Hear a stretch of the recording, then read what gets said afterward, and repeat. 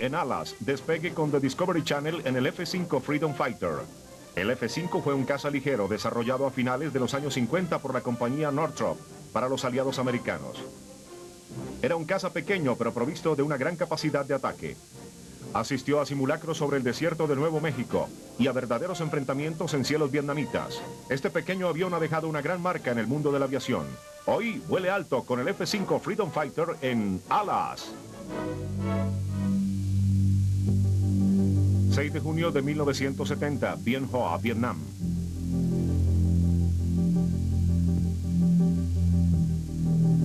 Unos cuantos F-5, totalmente equipados, parte de la Fuerza Aérea Sudvietnamita, parten para una misión de ataque. Estos aviones diseñados bajo especificaciones rígidas eran pequeños, ligeros y muy costosos.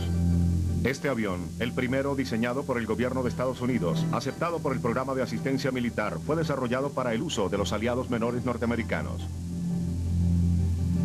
Finalmente, unos 20 países llegarían a utilizarlos. El F-5 Freedom Fighter de la Northrop. Freedom Fighter, el F-5 de la Northrop.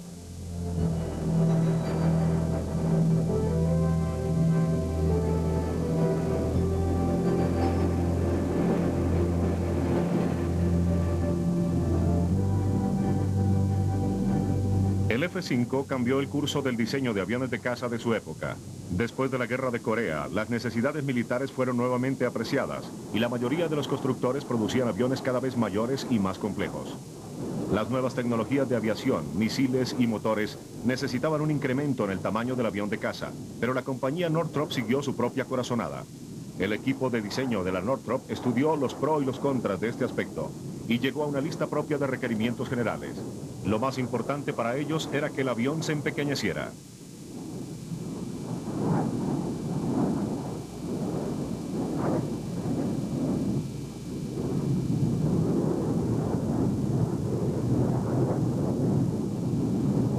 En un caso clásico de éxito en una innovación, esta nueva dirección de la Northrop no solo condujo al F-5, sino que tendría además un efecto mucho mayor en el desarrollo de futuros aviones de caza.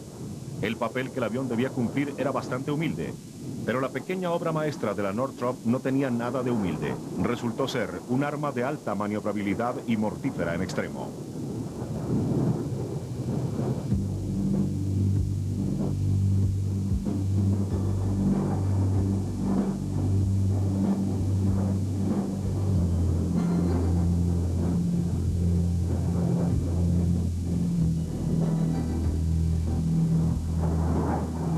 El F-5C fue un modelo extraño.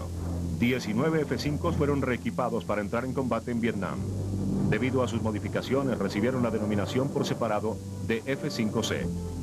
Entre los pilotos se les conocía como los Scottish Tigers. Al culminar los combates, los aviones pasaron a manos de la Fuerza Aérea Sudvietnamita y se convirtieron en los primeros aviones de caza modernos de Vietnam del Sur.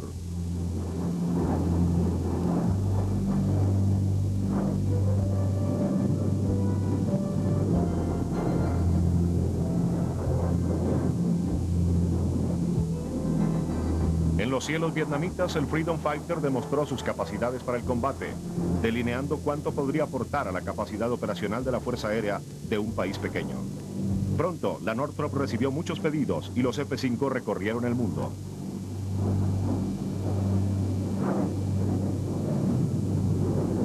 En acción, la agresividad de los pilotos vietnamitas se combinaba con la perfección y la efectividad del pequeño avión, en especial durante ataques a tierra. La carga del avión era pequeña, pero con la precisión de sus lanzamientos se compensaba la falta de espacio.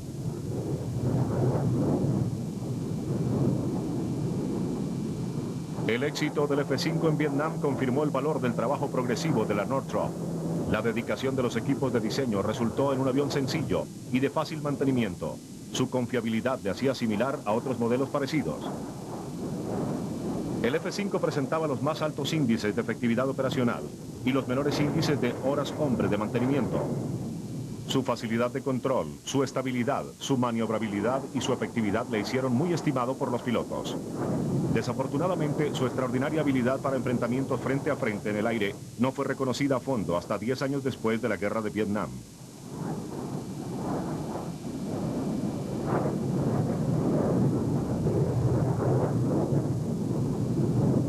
La evolución del F-5 se inicia en 1955, cuando la Northrop completó la primera fase de su programa de estudio sobre aviones de caza. Como base para el desarrollo de un avión supersónico de entrenamiento o de un caza ligero, construyeron un prototipo de diseño conocido entonces como el N-156. Si bien la Fuerza Aérea no estaba interesada en un caza ligero por entonces, los méritos que el diseño demostraba como entrenador eran innegables. Y el 15 de junio de 1956, la Northrop fue autorizada para producir prototipos del ahora llamado T-38 Talon.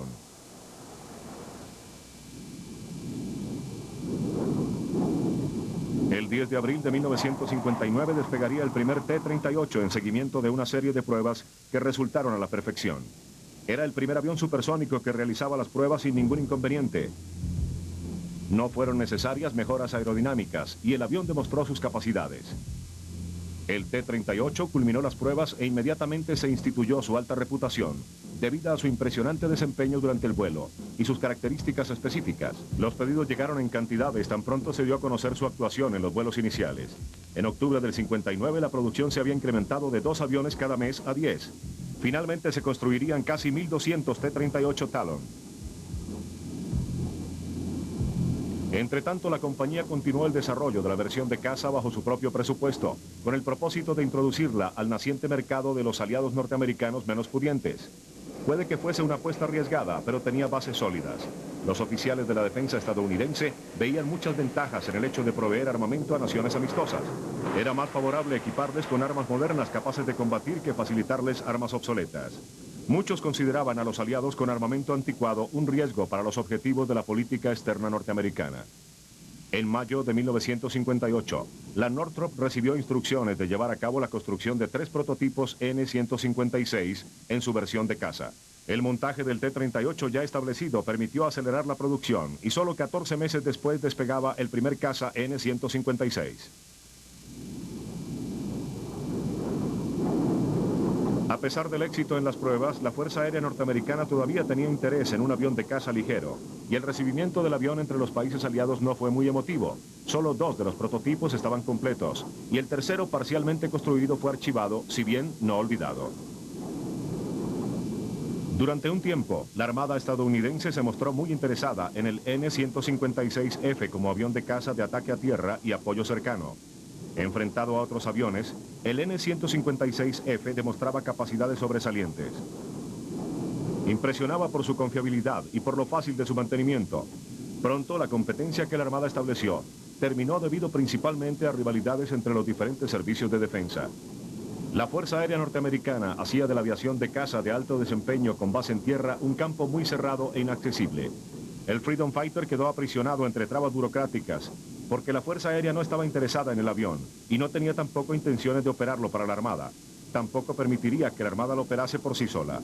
El proyecto de caza N-156F languideció. La Northrop estaba convencida de que tenía un gran avión, y todos quienes le conocieron le profesaban admiración similar. Aún así, no había compradores.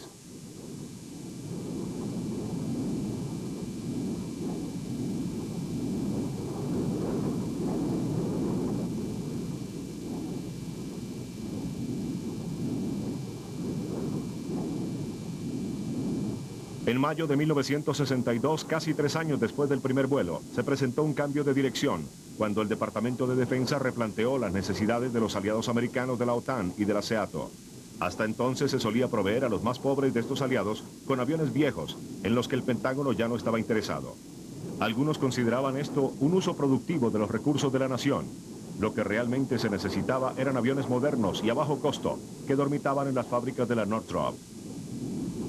El gobierno de Kennedy había prometido pagar cualquier precio que fuera necesario para mantener la libertad. Esto incluía la modernización y reequipamiento de las fuerzas militares aliadas. En lo concerniente a aviones de caza ligeros, la opción inmediata era el N-156. Muy pronto llegaría el anuncio de que el avión haría parte de las provisiones de equipos a naciones favorecidas bajo el programa de asistencia militar, conocido también como el PAM.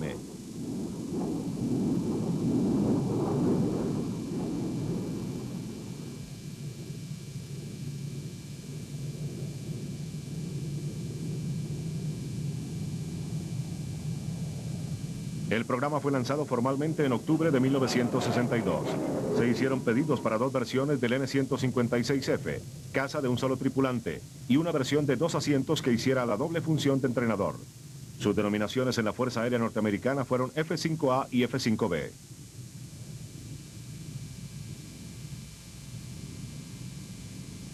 El tercer prototipo parcialmente construido se encontraba en bodega, pero también fue reactivado. Recibió muchas nuevas especificaciones y el nombre de JF-5A. El primer vuelo del nuevo avión se llevó a cabo el 31 de julio de 1963.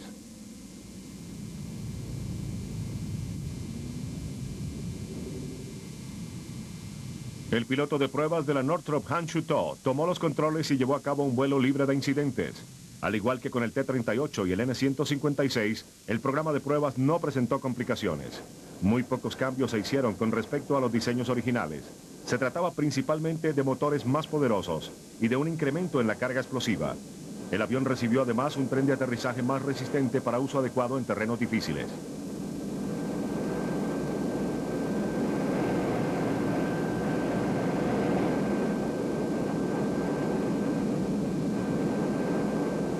A pesar de los nuevos motores y el incremento en la carga, el F-5 seguía siendo pequeño en comparación con los otros aviones de caza de la época.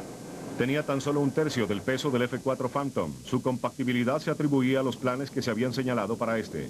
Los diseñadores de la Northrop habían notado pronto el desarrollo de los turbopropulsores de pequeño tamaño para uso en misiles. El equipo de la Northrop vio la oportunidad de ahorrar cantidades significativas, impulsando los radios de peso, sin mencionar el hecho de que un avión de 2 motores era mucho más seguro de pilotear.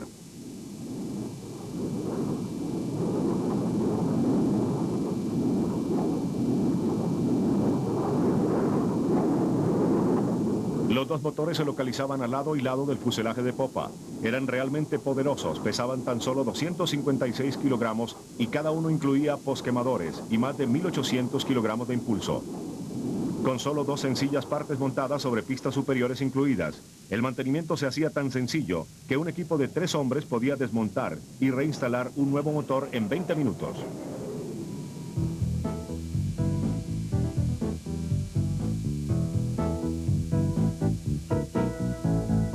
Parte del concepto de la Northrop era la importancia de simplificar el mantenimiento. El diseño incorporaba muchas características que se dirigían al cumplimiento de este propósito. El avión no poseía un equipo muy avanzado de aviación electrónica. La alta disponibilidad operacional se debía en gran parte a la facilidad y simplicidad en el manejo en tierra y en las tareas de mantenimiento. En comparación con otras aeronaves supersónicas, el F-5 era un sueño hecho realidad.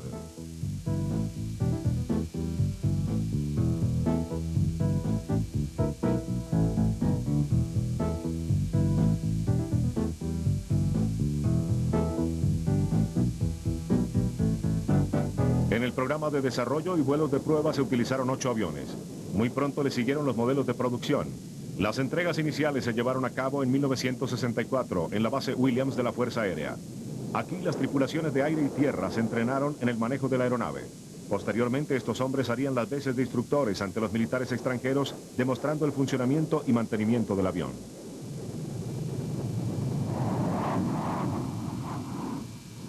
En su tiempo, cada país miembro del PAM que recibió el F-5 envió un grupo de pilotos y especialistas para ser entrenados. El objetivo era que estas personas regresaran a su hogar convertidos en instructores calificados. Todos los F-5 utilizados en este programa llevaban el escudo de la Fuerza Aérea Norteamericana, pero de hecho eran propiedad de las Naciones Aliadas.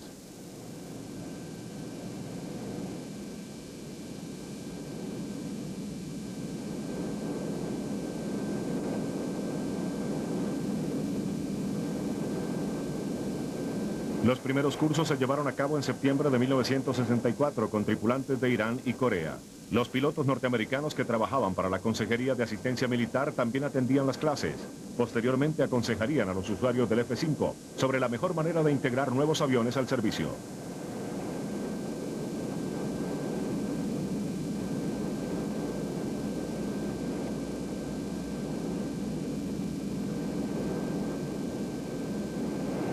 El F-5B de 2 asientos también superó las pruebas de vuelo y pronto fueron enviados a compradores en todo el mundo.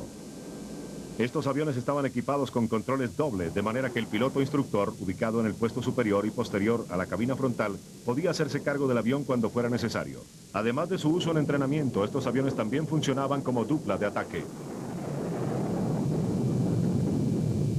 Dado el empobrecimiento de muchas de las naciones clientes, el avión fue además equipado para soportar terrenos difíciles o pistas de aterrizaje no existentes. La rudeza y estabilidad de estos pequeños aviones les hizo perfectos para este tipo de operaciones.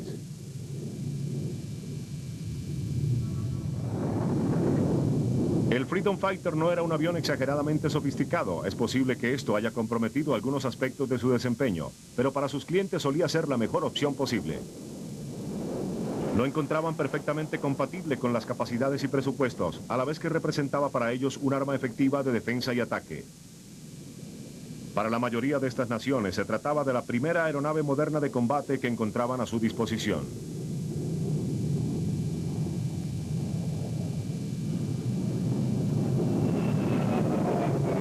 El mayor problema al que se enfrentó la Northrop fue el acoplamiento de todo tipo de sistemas de armamento contemporáneo a este pequeño avión.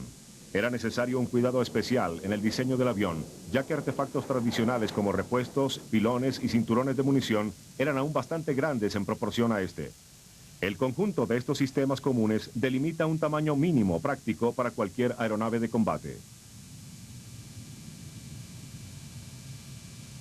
El F-5A estaba equipado con 2 cañones delanteros de 20 milímetros. Al igual que el mantenimiento en tierra, la rutina para limpiar, cargar y armar los cañones era bastante sencilla. Todo estaba al alcance de un miembro del equipo de tierra parado a la altura del suelo.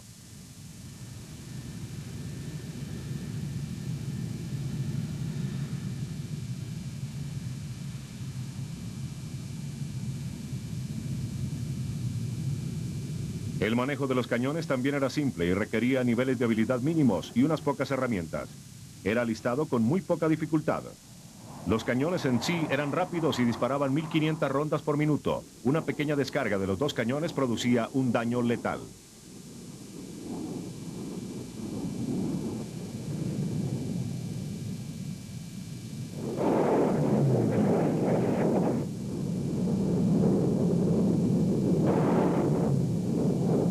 Existía además la posibilidad de montar misiles Sidewinder sobre las alas para dar al pequeño avión una capacidad de ataque aire-aire.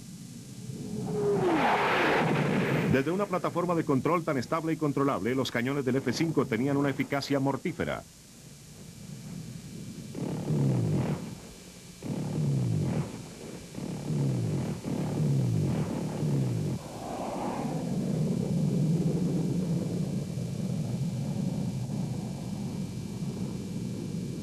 Si bien el modelo B de 2 pasajeros no poseía cañones delanteros, ambas versiones poseían 7 estaciones de almacenamiento externas. Se podían acomodar ahí un amplio espectro de ordenanzas tácticas y de combustible. Estaban en capacidad de transportar más de 2.700 kilogramos de misiles, bombas, napalm y cohetes para todo tipo de misiones.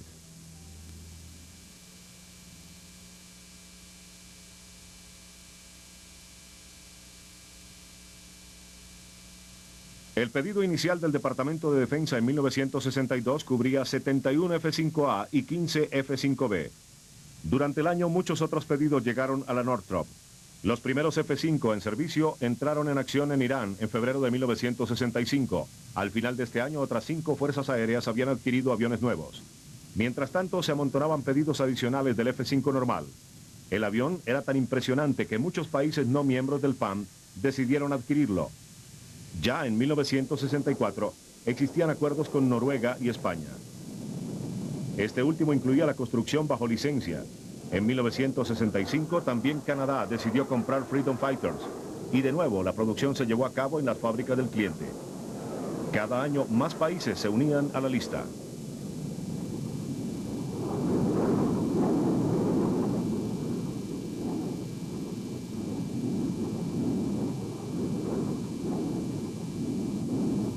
Como ocurre con muchas innovaciones recientes, el F-5 tiene mucho que agradecer a la carrera espacial. Una teoría de diseño llamada la regla de área fue aplicada en el diseño del avión. Este concepto desarrollado por la NASA alineaba el flujo de aire que pasaba por el fuselaje, resultando en lo que comúnmente se llama la forma de botella de Coca-Cola. Fue la regla de área lo que le dio al F-5 su cintura delgada.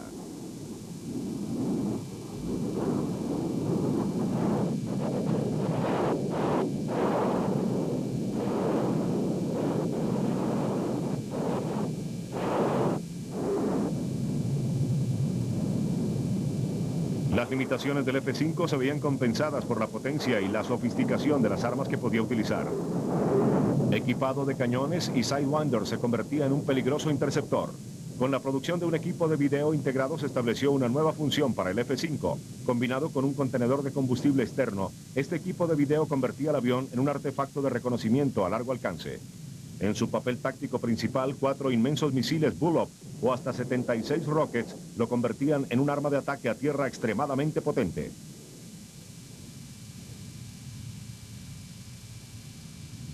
Todos los tanques de combustible internos y externos podían ser recargados a presión desde una sola boquilla.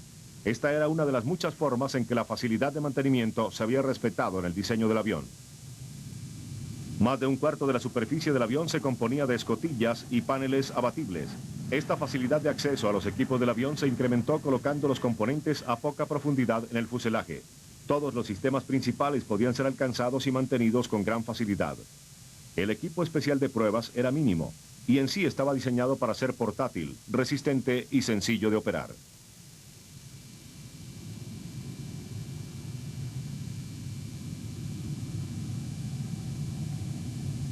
Comparado con otras aeronaves con la misma capacidad operacional, los requerimientos del mantenimiento del F-5 eran muy pocos. En este aspecto, el diseño del avión era un éxito total.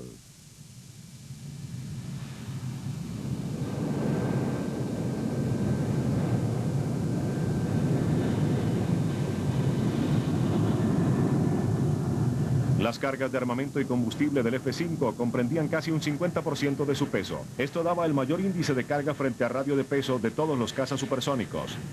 Debido al diseño de aerodinámica superior del avión, sus dos motores estaban en capacidad de impulsarlo a Mach 1.3. Estaba claro que la montura podría resistir velocidades mucho mayores que los pequeños turbopropulsores del avión desafortunadamente no podían alcanzar. Estas limitaciones serían una fuente constante de críticas al Freedom Fighter. Sin embargo, debido a que los motores eran un factor tan importante de la constitución compacta del avión, se consideró que el sacrificio valdría la pena.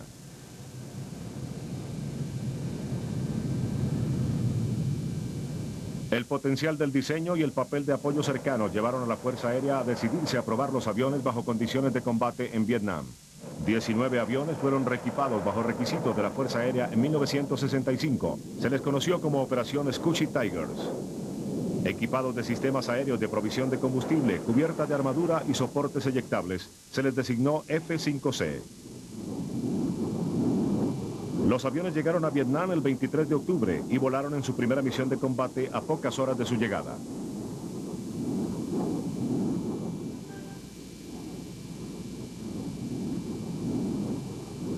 En periodo de evaluación de 150 días, los Scutchy Tigers volaron más de 3.500 misiones con una carga promedio de combate de 1.125 kilogramos. La mayoría de las misiones llevaban bombas de 225 a 330 kilogramos. Si bien se utilizaron varios tipos adicionales de ordenanza, las misiones incluían apoyo cercano, persuasión, reconocimiento armado, escolta y cubrimiento de los MiG. Los pilotos se encariñaban con sus Tigers, que a su vez impresionaban a las tropas de tierra por su estabilidad, confiabilidad y efectividad. Estableció índices muy altos de disponibilidad. Hacia el final del periodo de prueba, el tiempo de mantenimiento por vuelo llegaba tan solo a 6 horas y media. La Northrop esperaba que fueran 21 horas. Aún así, habría una cifra favorable.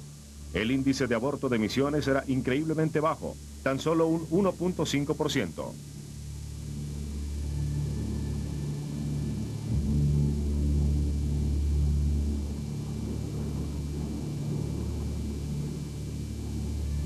Ante tal desempeño, la Fuerza Aérea no tuvo otra opción que darle un segundo vistazo a los Tigers.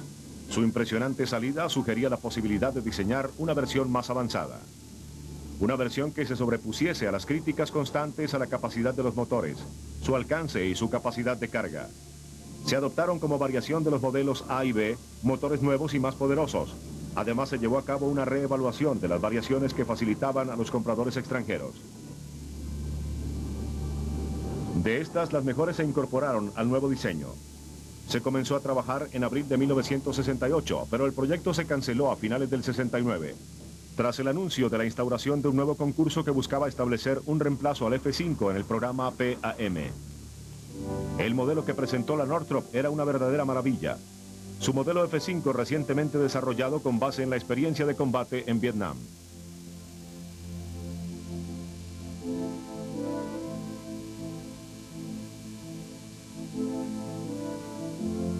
Con poca discusión se anunció que el F-5 sería su propio reemplazo. Para aminorar la confusión y reconocer los cambios visibles en el nuevo diseño, se le asignó un nuevo nombre. La versión de un solo tripulante se llamó F-5E y la versión de 2 puestos sería el F-5F. En otoño de 1971 se anunció que en honor de los Scutchy Tigers, el nuevo avión se conocería como Tiger II. Ya que la palabra Scutchy significa pequeño en japonés, el uso del nombre completo habría sido mucho más apropiado para este temerario enano volador de guerra.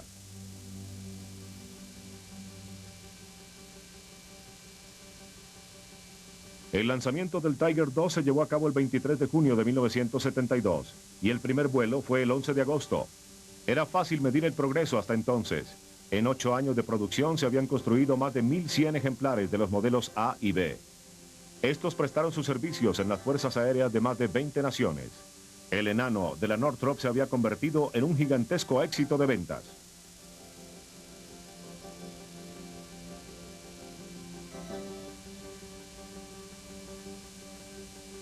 Los motores del F-5E poseían 2.250 kilogramos de impulso, lo que representaba un incremento de más del 20%.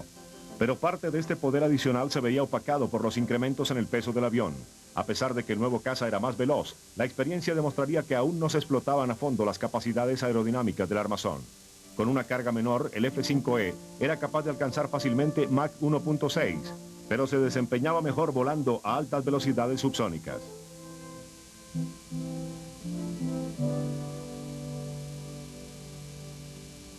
El armazón del Tiger era básicamente el mismo que utilizaron los modelos anteriores. El fuselaje era un poco más ancho y se habían hecho varios refinamientos en la figura del avión.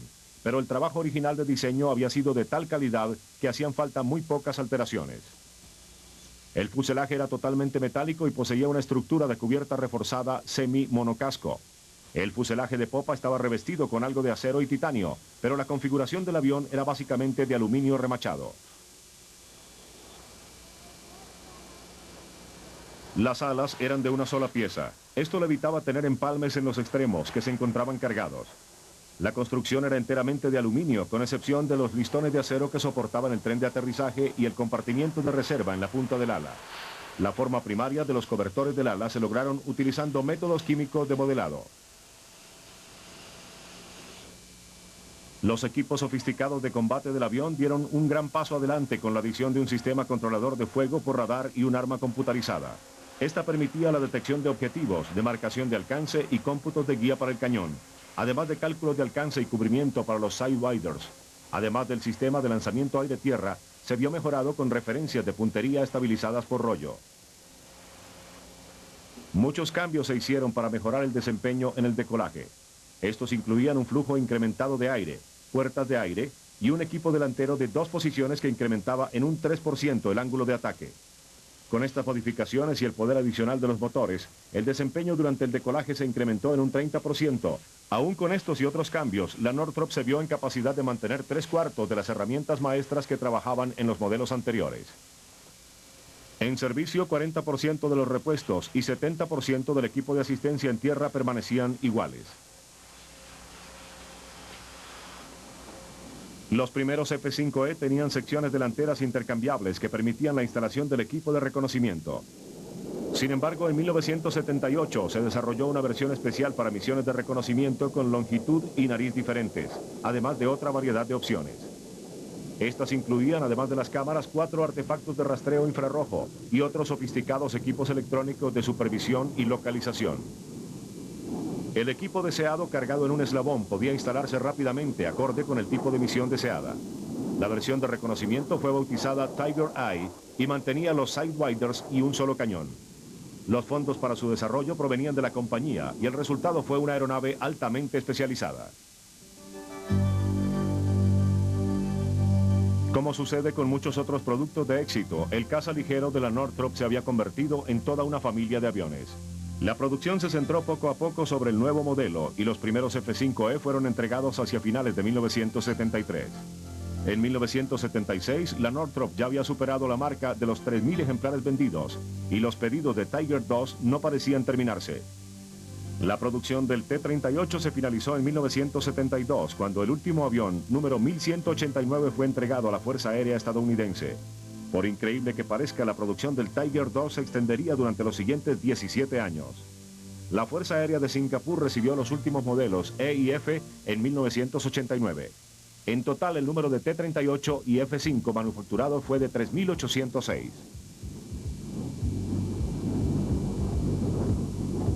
Sorpresivamente, el T-38 Talon sería la única versión del avión que prestara un servicio extenso en la Fuerza Aérea Norteamericana. Se vendieron 1.139.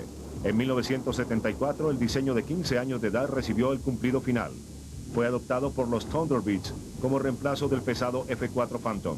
El T-38 llevó al equipo sus características, precisión y maniobrabilidad. Y para su mérito, pronto se hizo evidente que el equipo podría operar 4 Talon por el mismo costo de un solo Phantom.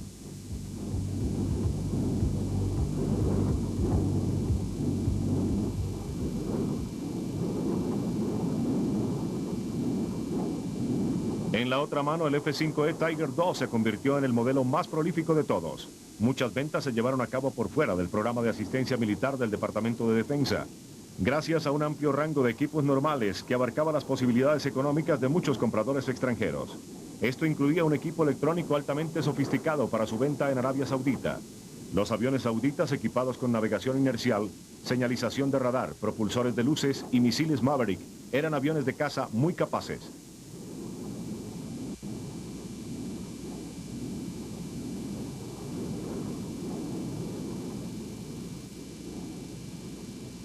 Las opiniones iniciales estaban divididas ante la aparición del Tiger II.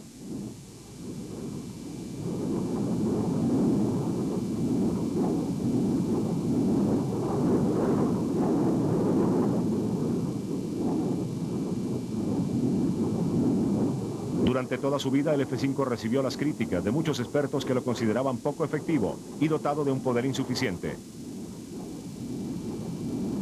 Estas opiniones se imponían aún frente a la prueba tangible de lo que el Freedom Fighter había hecho en Vietnam.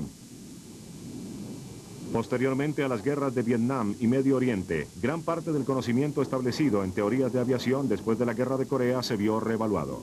Los diseños de los aviones de caza se basaban en la idea de crear un arma supersónica con capacidad de intercambiar misiles y con un gran rango de alcance.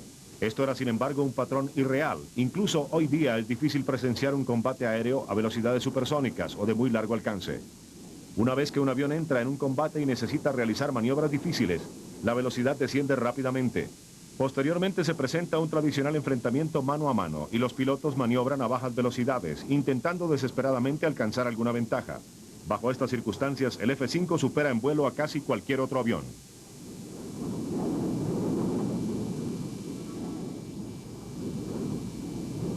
No existe otro avión en la Fuerza Aérea de los Estados Unidos que cubra las especificaciones del F-5. Quizá el que más se le acerca es el MiG-21 de la ex Unión Soviética.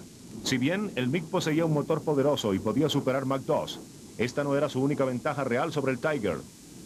Si bien el MiG es maniobrable en extremo, su carrera ha sido entrecortada. Algunas de sus variaciones, sin embargo, se constituyen en adversarios muy peligrosos. En un duelo mano a mano, los dos aviones estarían muy a la par.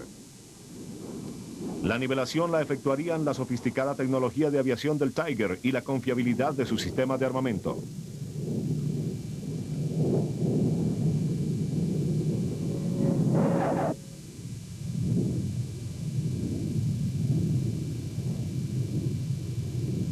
La adquisición del F-5E aumentó la capacidad de muchas pequeñas fuerzas aéreas. Se firmaron acuerdos para fabricación en Europa y se establecieron arreglos de producción con Suiza y Taiwán. En su papel de modelo básico de exportación del programa de asistencia militar, el F-5E se desempeñó con el mismo éxito que las versiones anteriores. Esa combinación de bajo costo, alta eficiencia y simplicidad resistente no estaba presente en ningún otro avión norteamericano. La fuerza de los aliados occidentales aumentó considerablemente bajo el manto de este programa. Naciones pobres de Sudamérica, Asia y Medio Oriente se encontraban repentinamente con un aumento sorpresivo en su poderío aéreo. Algo sorprendente fue el número de aviones que se vendió a países de Europa Oriental. Al igual que las ventas a Arabia Saudita, estas últimas no cubrían intereses económicos. Los países ricos como Noruega, Suiza y Holanda no veían ninguna ventaja en adquirir aviones de mayor tamaño y complejidad para cumplir funciones en las que el F-5 se desempeñaba a la perfección. Incluso una fuerza aérea comunista se benefició de la innovación de la Northrop. Tras la caída de Vietnam del Sur en 1975, los norvietnamitas capturaron una carga madre de 85 F-5. Estos serían utilizados con gran éxito en enfrentamientos fronterizos con China, su vecino del norte.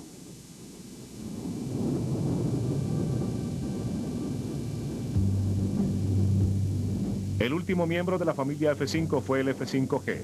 Durante el transcurso de la vida del F-5, la construcción de motores vio surgir mejoras repentinas. Ahora se disponía de más potencia por parte de nuevos motores, más ligeros y pequeños. El nuevo diseño del avión incluía un motor F-18 con 7.200 kilogramos de impulso. Por primera vez, la montura del F-5 portaba una capacidad de poder que abarcaba todo su desempeño. El resultado fue un progreso destacable en la agilidad felina del F-5. Se trataba del primer rediseño radical del avión y se le llamó F-20 Tiger Shark.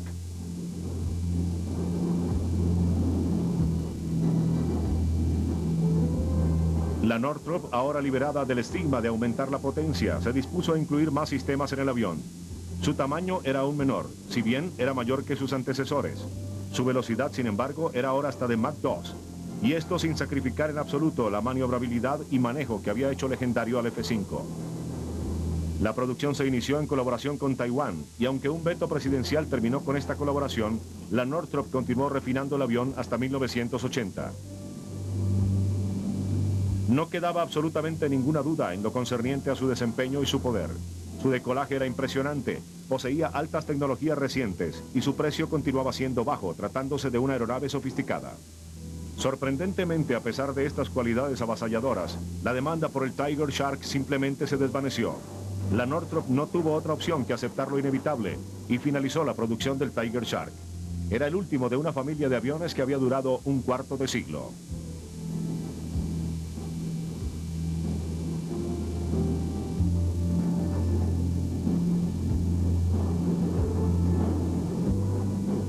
Con los años, las cualidades han hecho que el diseño del T-38 y el F-5 cumplieran gran variedad de funciones. Demostraron ser aviones de persecución gracias a sus dos asientos, su velocidad, su estabilidad y su agilidad, y han jugado un papel muy importante en algunos de los más significativos proyectos de la aviación estadounidense.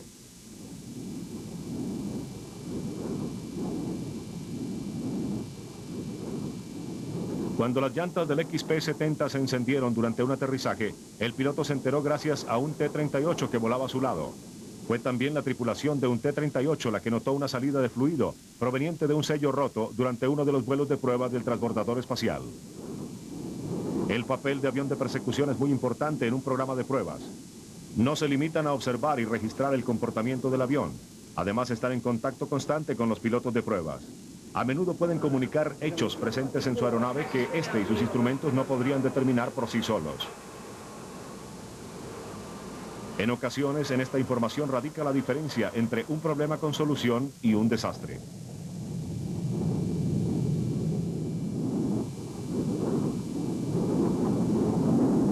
De nuevo, el F-5 salió a la superficie dentro del marco del programa X-29. Durante sus pruebas, el avión X de ala barrida hacia adelante estaba acompañado por un T-38 de persecución. El fuselaje del X-29 es aquel del F-5 incrustado en la exótica ala de este caza futurístico. La sencillez del cuerpo, la fuerza y el rendimiento aerodinámico del F-5 hacían de este el candidato perfecto para ser parte de esta aeronave híbrida.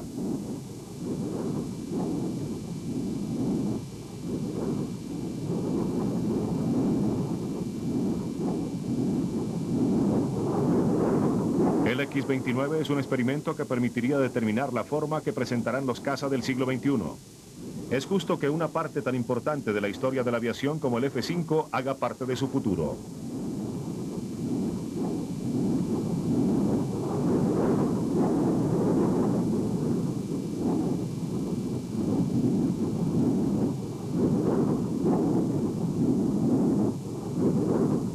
En una época, la mayoría de los ejercicios de simulación de vuelo de combate se llevaban a cabo al interior de alas, que en la jerga de aviación militar significa enfrentar a un piloto con aeronaves del mismo tipo que él pilotea.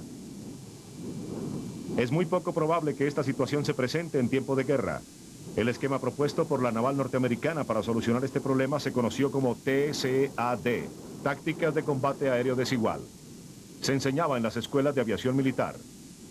En esencia se trata de un entrenamiento que pretende reproducir lo más verosímilmente posible las verdaderas condiciones de combate. Cuando el ejército norvietnamita ingresó a Saigón, Estados Unidos se quedó con un cargamento entero de F-5E entre manos, dispuestos para los subvietnamitas que ya no podrían utilizarlos. Fueron estas 70 aeronaves las que finalmente servirían de base a los agresivos escuadrones de la Fuerza Aérea, equivalentes al Top Gun, conocidos bajo el nombre de Ejercicio Red Flag. Los escuadrones del F-5, piloteados por los mejores aviadores de la Fuerza Aérea, son dignos de temer. En parte, el uso de los Tiger se debe a su similitud con el MiG-21 soviético. Las maniobras, tácticas y formaciones rusas que utilizan los pilotos del F-5 en el programa Red Flag le enseñan a los jóvenes pilotos lecciones que podrían salvar sus vidas. Durante estos ejercicios, la base aérea Mila se convierte en una verdadera base de combate de la Fuerza Aérea, simulando las limitadas capacidades de apoyo de esperarse en la línea de frente en un conflicto armado.